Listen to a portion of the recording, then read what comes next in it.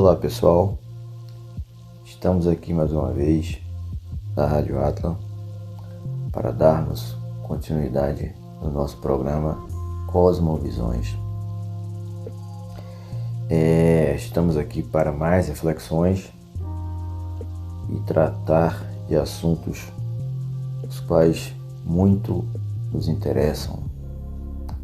A ideia do programa Cosmovisões é abrir ainda mais o espectro de nosso entendimento de maneira muito mais ampla, ou seja, buscar termos mais perspectivas a respeito de determinados assuntos, ou seja, procurar cada vez mais nos aprofundarmos de forma filosófica e não somente dentro de um campo X ou Y. O perspectivismo ele nos dá a possibilidade de pensarmos muito mais variáveis do que somente X ou Y, ou seja, isso ou aquilo. O perspectivismo, eu retomo novamente a tratar disso, porque é uma característica básica de quem pensa ou busca ter uma cosmovisão. Enfim, o tema deste programa, nós ainda vamos continuar a falar sobre os Nagas, os povos serpentes, que nós começamos a falar no programa anterior, mas vamos dar continuidade porque é um tema vasto e muito amplo.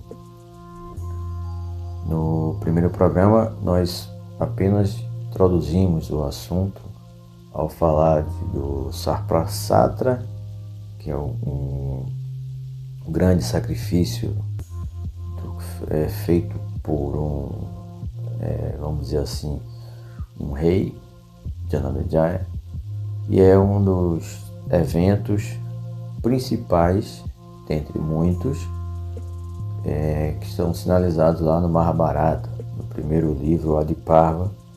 Tem logo de cara esse sacrifício enorme aí, que envolveram a morte de milhões ou talvez bilhões de seres serpentes.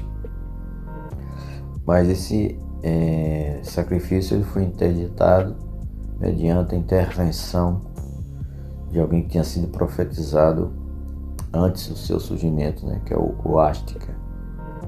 Tudo isso nós abordamos no primeiro programa. Isso, o Sarprasatra, novamente eu estou reforçando aqui, ele é a parte fundamental, infelizmente, dos assuntos que são abordados dentro do aspecto tanto mitológico quanto outras histórias, assuntos que falam desses seres aí, muito comum na mitologia hindu.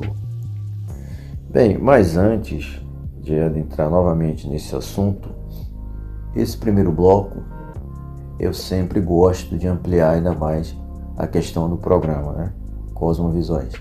Volta e meia eu vou tentando criar um entendimento melhor sobre como funciona essa forma de abordar vários assuntos e conectar pontos, fios soltos, no que nós chamamos de uma cosmovisão, ou seja, uma visão ampla da nossa realidade, dos nossos conhecimentos universais, filosóficos, tecnológicos, históricos, psicológicos. Não importam as áreas, todos os assuntos eles podem ser conectados dentro do ambiente filosófico, dentro das características que o perspectivismo abrange.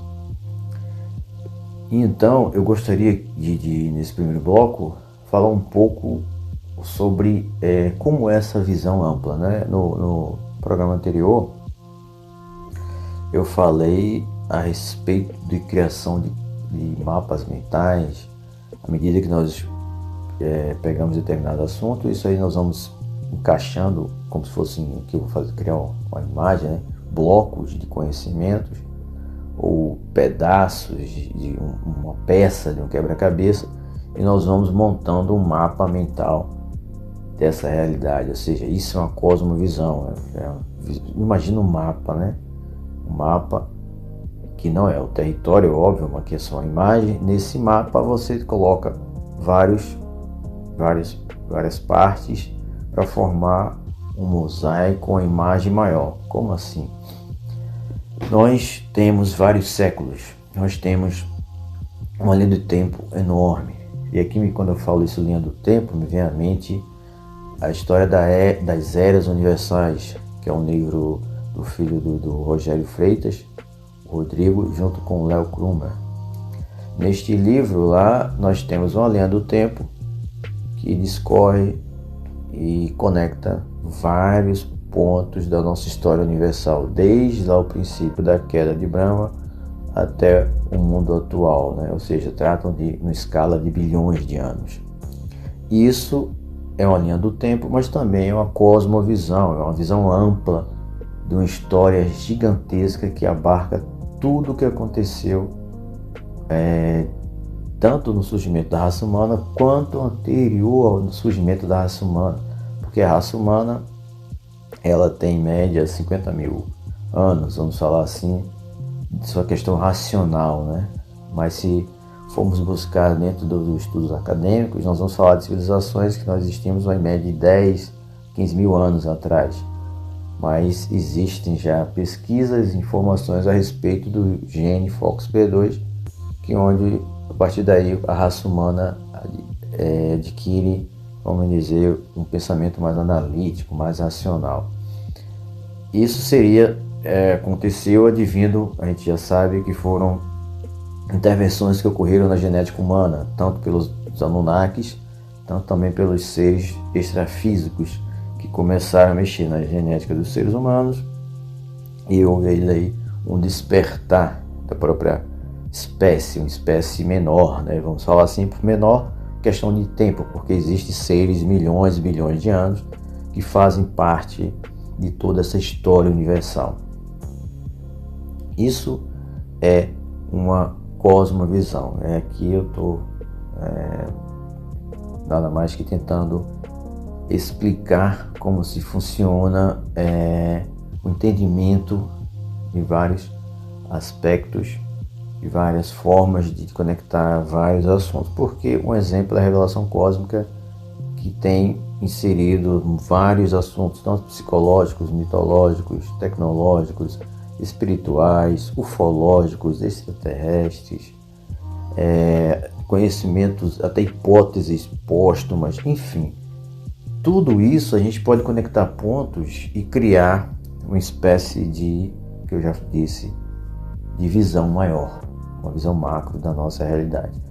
Eu penso que essas sejam uma das grandes características de quem já conseguiu adentrar os estudos da revelação cósmica.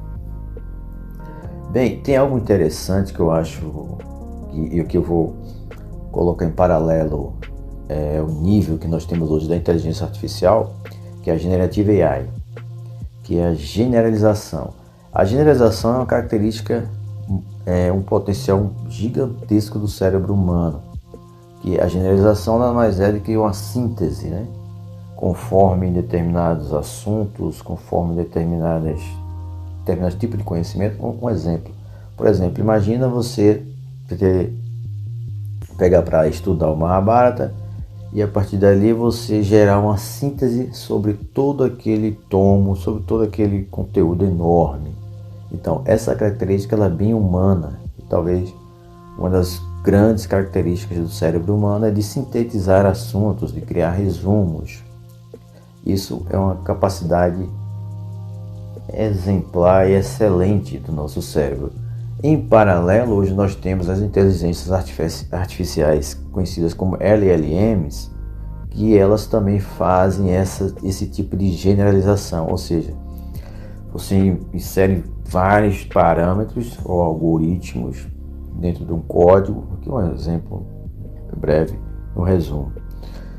E a partir daí, essa inteligência artificial, ela pega trilhões de parâmetros, nesse nível, e ela consegue gerar um resumo muito bem escrito, por sinal, porque eu venho utilizando dessas inteligências artificiais já faz um tempo, fazendo testes, e eu percebi que ela adquiriu também essa grande característica humana de generalização, ou seja, de gerar sínteses. Essa é uma grande condição humana. Eu aproveito para dizer que uma cosmovisão nada mais é do que uma síntese universal, e aqui eu vou dizer mais ou menos dentro desse nível mesmo, que é de tudo que aconteceu na nossa história. A revelação cósmica, ela funciona nesse nível. E o que a cosmovisão tem a ver com isso? Tem tudo, porque cosmos quer dizer universo, e visão nós sabemos muito bem que é uma percepção, é uma representação sobre algo, né? sobre várias coisas, né? Sobre conectar pontos, né?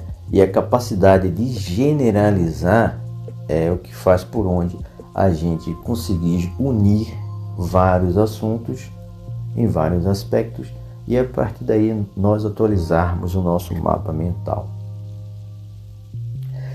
Bem, pessoal, era isso que eu queria aprofundar um pouco mais sobre os objetivos do programa Cosmovisões e trazer novamente um pouco de como isso funciona, mas essa questão eu tentando aqui explicar, mas cada pessoa vai ter o seu mapa mental, a sua arquitetura neural, o seu conectoma específico.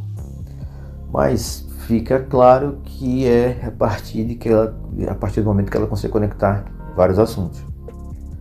E porque eu gosto de reforçar a necessidade da gente ter esse entendimento de uma cosmovisão. E aqui eu vou falar de sermos cosmovisionários ou cosmovisionários, né? Por que visionário, né? Porque a partir do momento que você consegue ter um mapa, né, de toda a nossa realidade, né, e nunca é em totalidade, vejam bem que eu falei aqui da questão de síntese, porque sempre vai ser uma síntese mesmo, não tem como escapar de uma síntese, porque nós não conseguimos abranger em totalidades, não dá para falar em totalidades, e sim em sínteses de vários assuntos juntos, e é uma cosmovisão. A cosmovisão é uma síntese.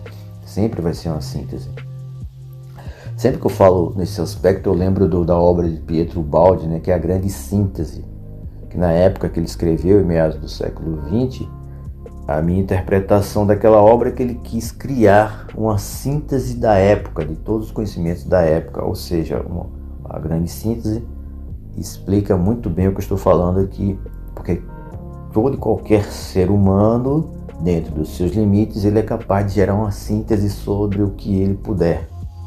Agora, isso é uma habilidade incrível, mas também acontece que pode acontecer uma simplificação demasiada com relação à pessoa ter poucas informações e ela pensar que aquela síntese que ela tem no momento da vida dela resumir o universo ou o mundo em geral.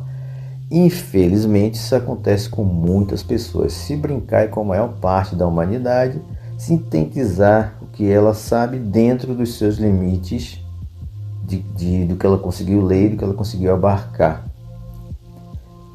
E é difícil até a gente falar sobre isso, porque a necessidade hoje dessa visão ampla é muito grande para abarcar novos conhecimentos que, inclusive, por exemplo, a revelação cósmica. A revelação cósmica exige essas atualizações de protocolo de consciências, entendimento vamos falar assim, de vários assuntos, né, conectados, porque é isso que a revelação cósmica traz. Então essa condição aqui, deixa eu estar abrindo esse bloco, falar sobre isso, é nada mais, nada menos que a gente reforça um pouco mais o nosso conhecimento de forma geral, de forma ampla.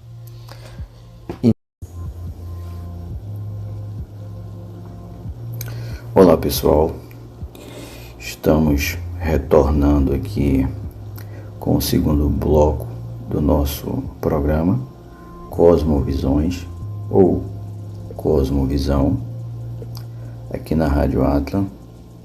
Ficamos gratos aí com a companhia de vocês, como sempre.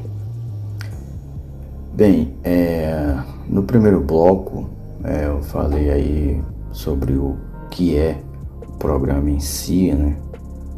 E os seus desdobramentos. Quis trazer isso novamente para a gente se atentar com relação a essa necessidade de nós termos um convite, né, à visão ampla, né? Ou seja, essa visão universal através dos nossos conhecimentos que estão muito acessíveis atualmente. Mas isso não quer dizer que toda pessoa tenha a obrigação de ter essa visão. Eu acredito que não.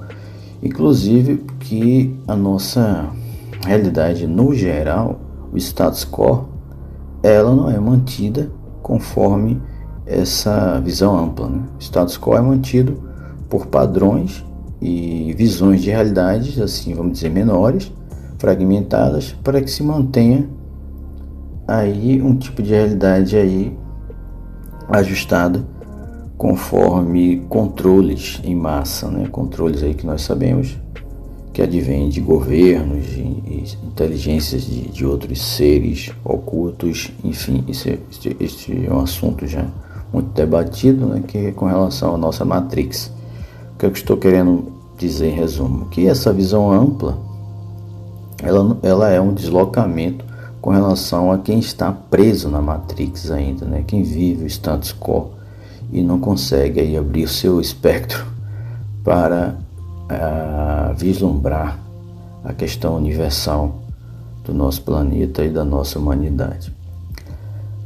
Bem, dito isso, nós vamos retomar o nosso tema fundamental, que é sobre os povos serpentes. Nós estamos hoje com o segundo programa a tratar dos povos serpentes. No programa anterior nós já iniciamos sobre esses seres e agora nós vamos dar continuidade. Eu tenho aqui sobre os nagas duas perguntas, que aos poucos eu vou comentando sobre elas.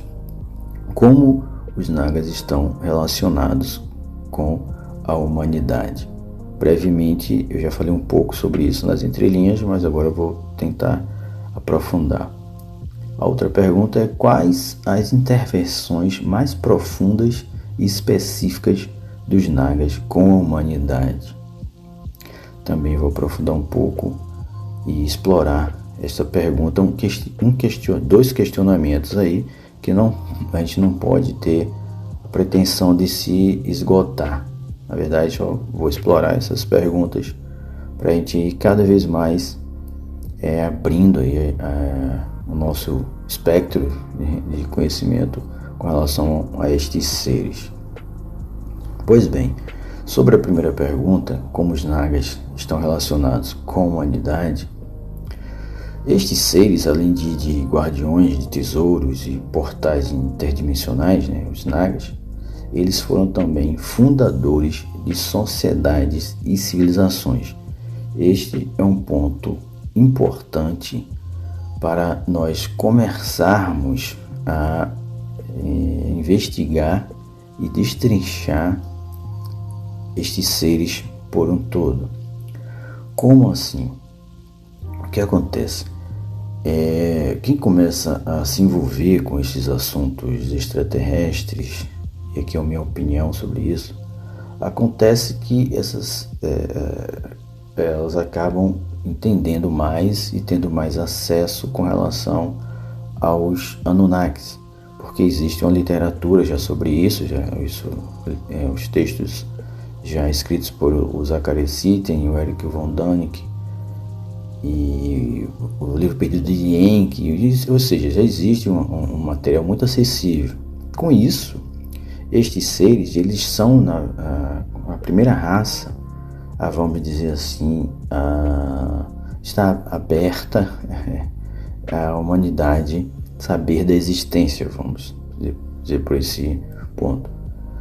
Porém, os Nagas, na minha opinião, eles estão conectados e vinculados à nossa humanidade de uma forma muito maior que os Anunnakis. No decorrer dessas duas perguntas, eu vou buscar explorar esses pontos e acontece que vão ter outros programas onde eu vou ter que ir falando cada vez mais sobre isso, mas no primeiro momento, um ponto qual é gritante para a gente saber de como os Nagas estão intrinsecamente conectados à humanidade é a questão simbólica. O símbolo da serpente, vamos dizer assim, na sua visão arquétipica, é algo intrínseco da psique humana, já muito explorado em nossa simbologia em geral. Principalmente dentro, vamos dizer assim, do misticismo também, textos sagrados também, ou seja, existe a questão simbólica, ela é muito grande, inclusive a Kundalini, né, que é representada por uma serpente. E quando eu falo disso, eu lembro eu ia falar outras coisas, mas me veio isso aqui à mente. Eu lembro do Nietzsche, lá na obra Assim Falou Zaratustra, onde Nietzsche coloca os dois arquétipos extremamente fundamentais da obra do Assim Falou Zaratustra, que é uma obra para mim iniciática, é a serpente e a águia. Ou seja, o Zaratustra, que é aquele que ia anunciar um super-homem, ou seja, uma humanidade avançada ao status quo, a humanidade estacionada de uma época, o Nietzsche coloca os companheiros do Zaratustra, essas superconsciências, vamos falar assim, ou seja, um símbolo da serpente e um símbolo da águia. A águia nos leva a pensar em Garuda, o príncipe dos pássaros, né, que é o inimigo, vamos dizer assim, dos Nagas. Existe um conflito entre os Nagas que advém lá do surgimento desses próprios seres, né, algo que eu acho que eu falei no primeiro programa, mas esse não é o foco aqui agora.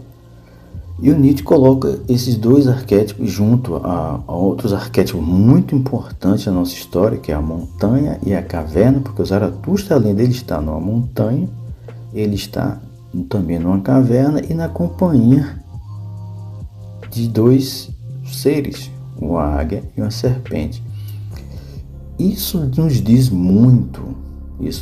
muito com literalmente de que há algo aí estranho, existe algo aí a ser investigado, o porquê este símbolo é tão importante com a raça humana. E hoje, com os assuntos e as nossas atualizações da revelação cósmica, nós aí temos uma constatação, que é o papel e intervenções desses seres nas origens da própria humanidade e no acompanhamento também do desenvolvimento espiritual dos seres humanos, como os Nagas, eles acompanharam o desenvolvimento espiritual, o próprio nascimento do Siddhartha Gautama, o Buda, foi acompanhado pelos Nagas, e depois o seu legado também, inclusive existem relatos e histórias de que os Nagas protegem o material que foi o legado do próprio Siddhartha Gautama, como estátuas e outros detalhes locais que ele viveu, enfim, pela importância que esses seres dão aos seres humanos. Então, esse tipo de conexões de assuntos vai colocar a gente com a pulga atrás da orelha, o porquê desses seres, a importância desses seres, né? E como eles estão relacionados com a nossa humanidade. O símbolo aqui, eu quis falar que o símbolo, ele tem essa questão arquétipa do nosso inconsciente, a serpente, mas além disso existem as histórias, né? Por exemplo, os fundadores de civilizações antigas, como o exemplo que posso trazer aqui de um ser autóctone, aqueles nascidos da própria terra, né? E aqui a gente já viu informação, como nascidos da própria terra, como assim? Os exemplos reis míticos da Grécia, né? Eles eram descendentes dos Nagas, não só na Grécia, como em outras regiões também, ou seja, civilizações como o caso da Ática antiga e depois que se transformou em Atenas, tem lá nos seus primórdios a história dos Nagas. Se você começar a pesquisar sobre isso, você vai perceber que muitas dinastias do Vale do Indo, do Camboja e outras regiões da Índia, tem várias dinastias que têm histórias que ligam aos Nagas. Ou seja, muito mais relações de como esses seres estão aí nas entranhas, cobrem muitas questões por um todo, né, de forma geral, do próprio surgimento da humanidade. Aquela história lá que o João Voelan, né, já citou e já esclareceu para a gente que lá no Éden, né, aquela serpente não é bem uma serpente fantasiosa ou um elemento arquétipo. Na verdade, ele é um Naga que teve seu papel ali por detrás do despertar do DNA da Eva, da mesma forma que tem um Naga por trás do Siddhartha Gautama. Ou seja, as relações aí com a humanidade em questões de fundamentos, porque a Eva tem um fundamento aí, o despertar da geração da época. Inclusive também o Siddhartha Gautama, o despertar de uma humanidade ali, que o Siddhartha Gautama é um exemplo, um despertar da humanidade. Então, essa relação dos Nagas, e eu poderia até colocar também qual o papel desses Nagas com a humanidade, porque é uma pergunta também que se conecta com essa primeira pergunta que eu lancei aqui no programa, como os Nagas estão relacionados com a humanidade. O papel destes seres com a humanidade é um papel muito interessante e muito importante, que nos levam a nos aprofundar e um pouco além das informações que estão acessíveis do que eu disse com relação aos Anunnakis. E aqui eu não quero fazer uma comparação se a importância de uma raça ou a importância de outra. Não, na verdade, estou só pontuando que a gente teve essa atenção por exemplo, a mitologia hindu, o Mahabharata, que existe a história destes seres profundamente lá, entregue no primeiro livro, no primeiro Pava lá, o Adipava do Mahabharata, traz logo de cara a história e as origens desse fato aqui, desse fator que é essa conexão com a humanidade.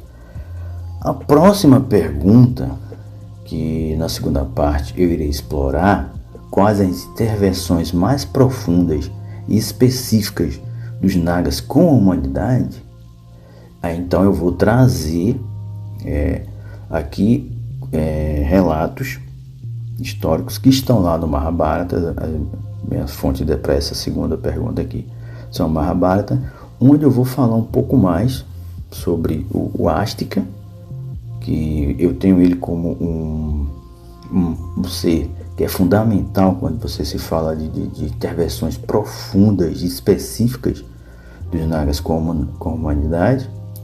Vou me aprofundar aqui do seu surgimento, do seu nascimento, ele que foi filho de um casal, vamos dizer assim, um humano, embora talvez híbrido de outras coisas lá, porque esses seres antiquíssimos lá, os Brahmanes antigos, eu não sei bem se é bem humano, mas a gente vai tratar aqui como humano, que é o Jaratikaru, que é um Brahmane, e a Jaratikaru, que é uma rainha Naga, uma princesa Naga, que existe a fusão desse casal de forma profética, que foi feito pela investida do Vasuki, o Vasuki, que é um rei Naga, um Naga importantíssimo, ao lado de Sesha, que é, vamos dizer que se for falar em termos de importância, talvez seja o Naga mais importante aí, mas bem, todos eles têm sua grande importância, isso não é um fato que a gente venha se preocupar com isso. Bem, esse casal Jaratikaru esse é um Mahabharata interessante, porque às vezes tem um casal que tem os mesmos nomes, um ou outro, ou seja, essa princesa Naga e o Brahmani, vamos dizer, humano, os casal de Araticaru, eles têm um filho que é o Astika. E isso eu vou explorar isso, não só essas questões para responder essa pergunta da intervenção dos Nagas com a humanidade. Eu vou explorar também um casal do Arjuna com outra também, um ser Naga, e uma história do Bhima com os Nagas. Isso na terceira parte, para responder aí, explorar essa pergunta com as intervenções mais profundas e específicas dos Nagas com a humanidade. Trazer aí essas 3 histórias, tentar falar brevemente dessas 3 histórias, para a gente ir aqui cada vez mais explorando estes seres, os povos serpentes. Tem um detalhe importante: este é o segundo programa, mas haverão outros. Então, pessoal, daqui a pouco nós retornamos no terceiro bloco, explorar essas 2 perguntas que eu lancei agora na segunda parte. E um forte abraço. Retornamos já aqui na Rádio Atlas com o programa Cosmovisões.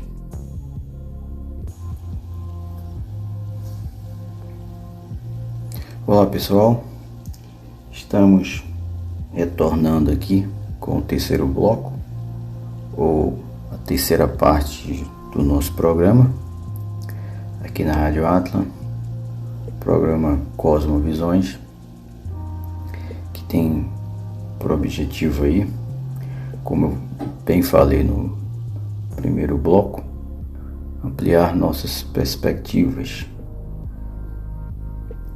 Bem, e além disso, no primeiro bloco nós procuramos aprofundar um pouco mais de como funciona essa visão ampla, o cosmovisão. É algo que sempre eu vou estar falando para reforçar cada vez mais essa forma universal de ver a nossa realidade, o nosso universo, e adquirir cada vez mais conhecimentos e, com isso, respectivamente, ampliar o nosso perspectivismo, viver o mundo em possibilidades muito maiores do que isso ou aquilo, ou seja, a dicotomia de bom ou ruim, bem ou mal, certo ou errado. Essa multiperspectivas nos dá essa habilidade. Isso é a cosmovisão. Bem, e no segundo bloco eu lancei aqui 2 perguntas sobre os Nagas, que é o nosso tema principal, também é o nosso segundo programa sobre esses seres, né, os povos serpentes.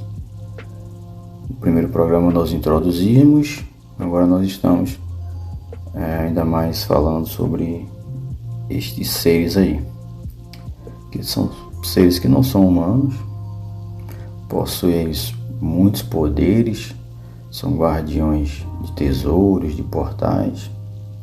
Como eu falei no segundo bloco, eles são fundadores de civilizações. E nós respondemos uma pergunta na segunda parte do programa, do segundo bloco, que é como os Nagas estão relacionados com a humanidade. Agora nós vamos para a terceira pergunta, que é: quais as intervenções mais profundas e específicas dos Nagas com a humanidade? Novamente, essas 2 perguntas não se esgotam. Elas é um campo de investigações, é um ambiente filosófico, o qual cada vez mais nós vamos adquirindo novas perspectivas, cada vez mais que vamos lendo e estudando sobre estes seres e também outros assuntos. Mas é interessante a gente ter fundamentos, ter uma base sobre os acontecimentos mitológicos e antigos, inclusive com relação a estes seres Uma das grandes fontes é o Mahabharata, são os textos védicos, os Puranas, o Ramayana. Lá nesses textos está repleto da existência destes seres, né, os Nagas. Sobre a pergunta, quais estas intervenções profundas, eu vou respondê-la aqui de uma forma bem breve, mas nós vamos aprofundar, falando de 3 tópicos para responder essa pergunta, que é a fundação de linhagens, salvação dos Nagas e preservação da espécie. Veja bem, as intervenções mais profundas e específicas dos Nagas com a humanidade, uma das coisas é a fundação de linhagens, salvação dos Nagas e preservação da espécie. A salvação dos Nagas aqui tem a ver com a história do Astika, que foi um ser profetizado, que houve manipulações aí por parte de outros seres. Por exemplo, o rei Naga Vasuki causou uma intervenção antiga, porque ele sabia já que ia ocorrer uma maldição, né, que já era profetizada sobre a exterminação dos Nagas. Então o Vasuki, ele fez por onde manipular, vamos dizer assim, utilizar essa palavra, o nascimento do Astika. O Astika, quando estava acontecendo o Sarpasatra, lá, o Janamejaya, né, que foi o responsável por o personagem principal desse genocídio lá da morte de vários Nagas, por conta da morte de seu pai, o Parikshit. O Astika chega no momento lá e ele intervém nessa tragédia lá e com isso preserva a espécie. Então isso aqui responde o que eu falei com relação à salvação dos Nagas e a preservação da espécie. Mas essa fundação de linhagens também tem a ver com a Astika, porque o que acontece? O Vasuki, ele escolhe um eremita, que é o Jaratikaro, e o Jaratikaro, após ser escolhido pelo Vasuki, que era uma seta e Brahmani, e com isso o Vasuki oferece a sua irmã, uma princesa, uma donzela Naga, para que a fusão dos dois, desse casal híbrido, surgisse ali o Astika, que era eu até falei no primeiro programa, que era uma espécie do Messias profetizado, né, em termos de salvação, né, que ele vai lá na frente depois salvar a espécie dos Nagas. Ou seja, houve toda uma estratégia antiga do Vasuki para unir um humano, o Jaratikaro, com uma Naga, também chamada Jaratikaro, para surgir com isso o Astika. Essa parte lá que foi contada logo no início do Mahabharata, ela é interessante para a gente entender essas intervenções profundas dos Nagas com a humanidade. Porque que nós estamos falando de uma fundação de linhagens. Por quê? Uma outra ocorrência que tem lá no Mahabharata também é o casamento, a união entre Arjuna e a Naga, uma princesa, uma donzela Naga, ao Lupi. O que acontece? O Arjuna, né, que é de uns heróis lá, um dos Pandavas principais da história lá, né, tem uns 5 irmãos Pandavas, tem ele, o Bhima, o Yudhishthira e outros, são 5. O Arjuna, ele está num retiro de muitos anos, só que o que acontece? Ele encontra essa Naga e eles, a partir dali, eles têm um filho, né? Ou seja, aqui novamente uma junção de humanos com Nagas. Não só isso, a própria mãe do Arjuna, a Kunti, ela também tem descendência dos Nagas. Ou seja, há todo um intricado aí de conexões aí entre humanos e Nagas para a construção de linhagens. E vamos pensar assim: a junção de espécies diferentes.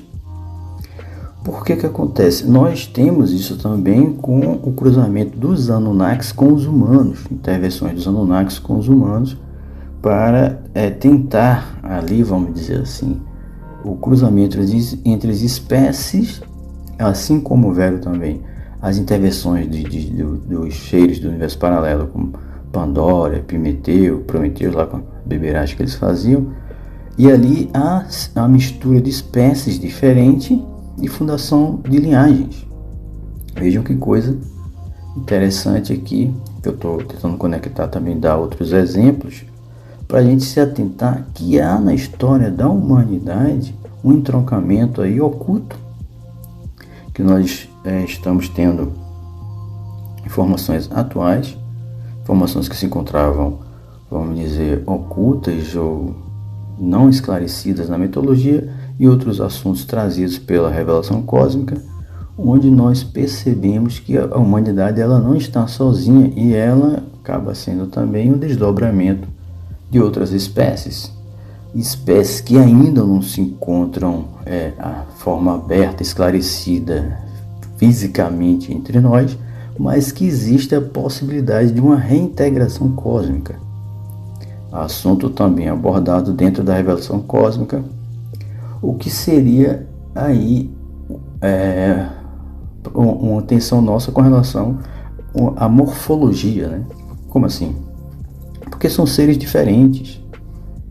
E aqui tem um paradigma a ser quebrado com relação à humanidade não desperta, que não sabe desses assuntos, e que estão aí de forma muito explícita na nossa história, mas é que a humanidade, a maior parte, não sabe que nós vamos precisar se reintegrar a estes seres, ou seres que possuem uma morfologia diferente à nossa. Mas que quando você olha para a mitologia, estes seres estão lá.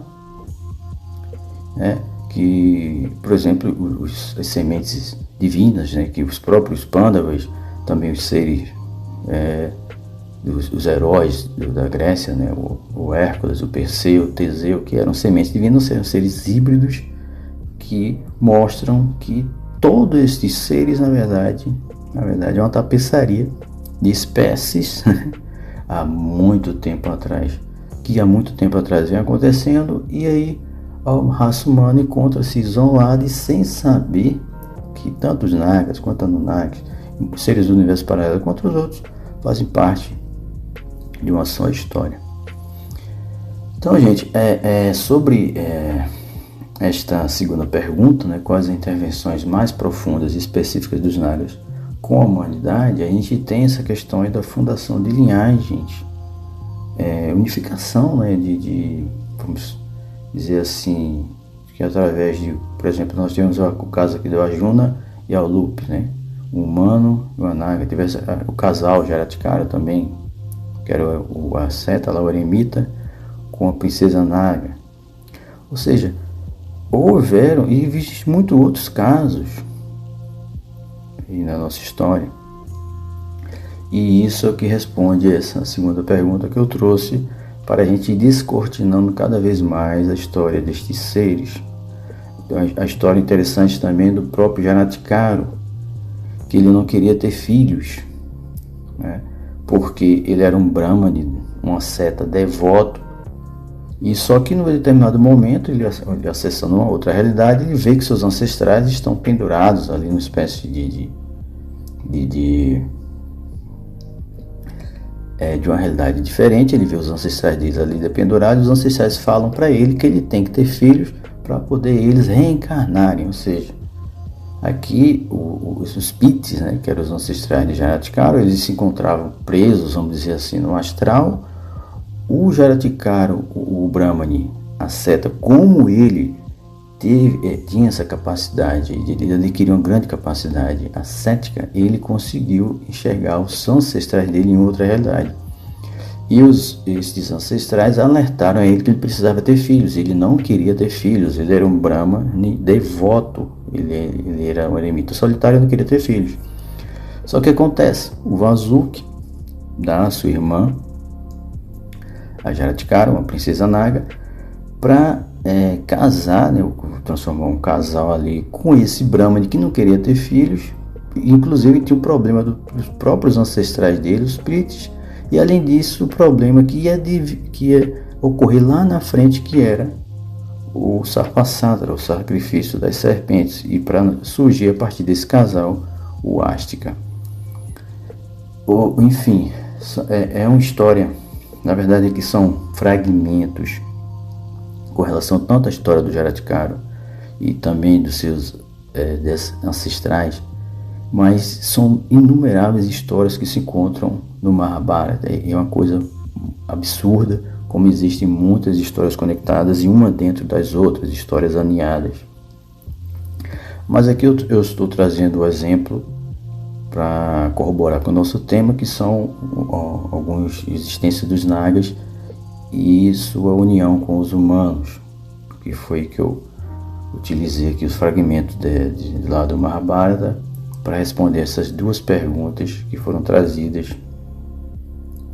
sobre o tema fundamental, que é os povos serpentes, os Nagas.